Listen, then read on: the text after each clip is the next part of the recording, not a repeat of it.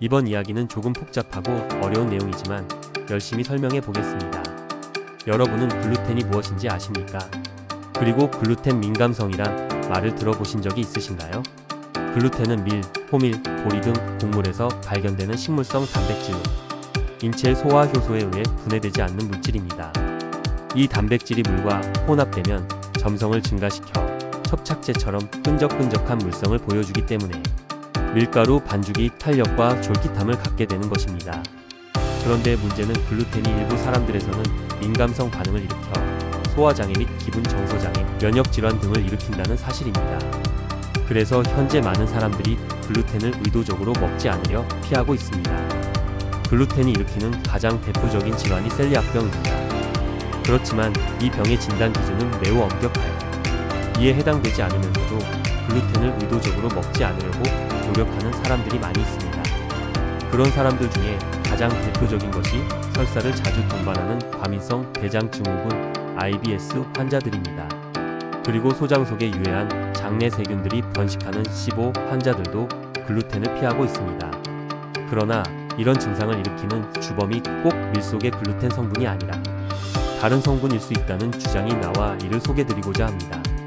내용이 매우 복잡하기 때문에 여러분께서 집중하여 들으셔야 할 것 같습니다.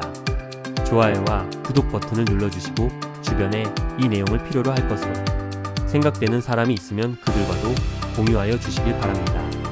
수십 년 동안 의사들은 설사, 혹통과 같이 셀리악병과 유사한 증세를 보이는 환자들에서 셀리악병 검사를 하였을 때 음성 결과가 나오는 그룹을 비셀리악, 글루텐 민감성 NCGS란 병명을 붙여 따로 구분하여 다뤄왔습니다.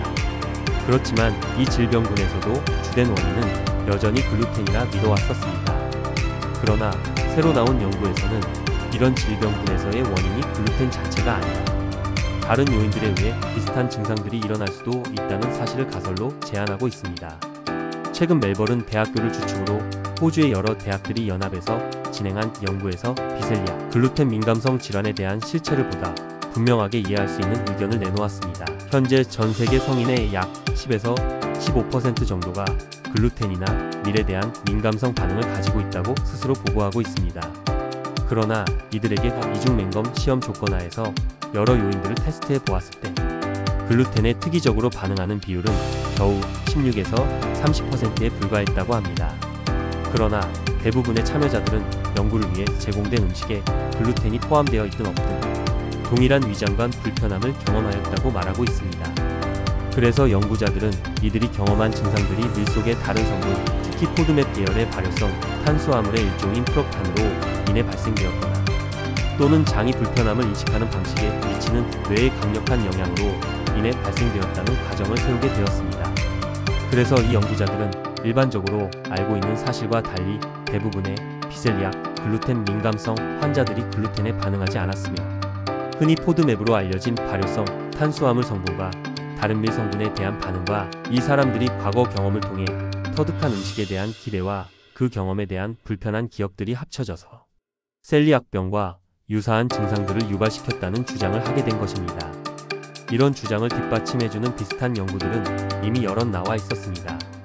그중 하나를 보면 참가자들이 엄격한 저포드맵 식단을 준수했을 때 글루텐만으로는 증상을 유발하지 못했다고 밝히고 있으며 또 다른 연구 실험에서는 프록탄이란 발효성 탄수화물이 더부룩한 느낌과 통증을 유발한다는 사실을 밝히고 있습니다. 그리고 세 번째 다른 연구에서는 글루텐을 섭취하고 있다고 믿는 것이 실제 섭취하는 것보다 불편함을 더 강하게 일으킨다고 밝히고 있습니다. 다시 말해 나쁜 것을 먹기 때문에 나쁜 증상이 나타날 것이라고 생각하는 이른바 노세보 효과가 참가자의 절반까지 영향을 미친 것으로 판명되었습니다. 이번 호주 연구진들도 참여자들의 증상이 확실히 실제적이긴 하지만 그 원인이 글루텐과 직결되는 것은 거의 없다고 지적하고 있습니다.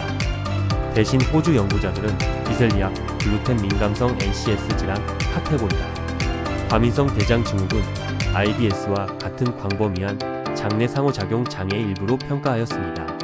이런 상태에서는 장, 신경과 뇌의 감정처리 회로가 비정상적으로 밀접한 통신을 하게 됩니다. 밀 또는 스트레스 또는 기타 유발 요인이 장의 미생물 분질이나 발효 가능한 부하를 가중시키면 장은 미주 신경을 통해 뇌로 조난 신호를 보내게 되는 것입니다. 그러면 이미 나쁜 기억이나 불안에 의해 사전에 긴장된 상태로 예비되어 있는 뇌는 이러한 감각을 확대시켜 매우 실제적으로 통증, 팽만감, 머리가 멍한 느낌, 피로 또는 기분 변화 등과 같은 증상을 일으키게 되는 것입니다. 그래서 책임 연구자인 비에키에르스키는 이 연구 전반에서 글루텐에 민감하다고 생각하는 IBS 환자들은 글루텐 밀 위약에 모두 유사한 반응을 보였고, 이는 환자들이 장 감각을 예측하고 해석하는 방식이 증상에 큰 영향을 미칠 수 있음을 시사한다 라고 말하게 된 것입니다. 이를 종합하면 비셀리악, 글루텐 민감성 ACGS란 질병 카테고리는 확실한 글루텐 장애라기보다는 과민성 대장 증후군과 같은 질환에 더 가까운 장내 상호작용 스펙트럼 상의 일부 장애 현상으로 재정의해 볼 수 있다는 주장인 것입니다. 연구에서는 자가 보고된 글루텐 감수성과 과민성 대장 증후군 IBS 환자 사이에는 넓은 중첩 부분이 있으며 글루텐 함량에 관계없이 저포드맵 식단을 하면 개선되는 경우가 많이 있었다고 말하고 있습니다.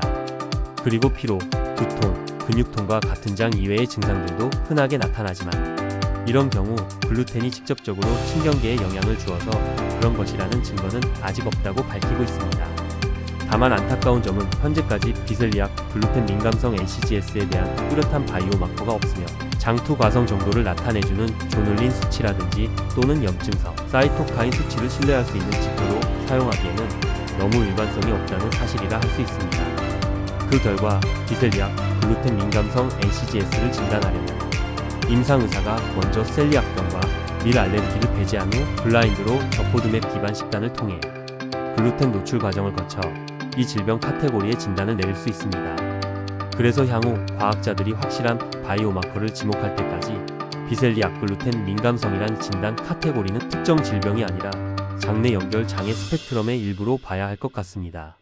결론적으로 임상의사는 이런 통찰력을 제대로 가지고 있어야만 이런 증상으로 고생하는 환자들에게 보다 정확한 진단과 맞춤형 치료를 제공해 줄 수 있다고 생각하여 매우 복잡한 내용이지만 이를 여기서 소개하는 것입니다. 양생의학의 입장에서도 이런 개념 정립은 매우 중요하다고 생각합니다.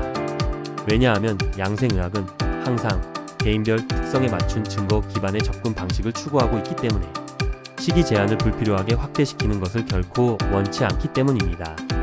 그래서 향후 글루텐을 무조건 피하고 제거하라는 식단 지침을 함부로 내리지 말고 프록탄과 같은 발효성 탄수화물을 적게 섭취하는 저포드맵 식단으로 유도하는 방식이 환자들에게 더 정확하고 장기적으로 영양 불균형이 발생하는 것을 막을 수 있는 올바른 진료 지침이 될 수 있지 않을까 생각합니다.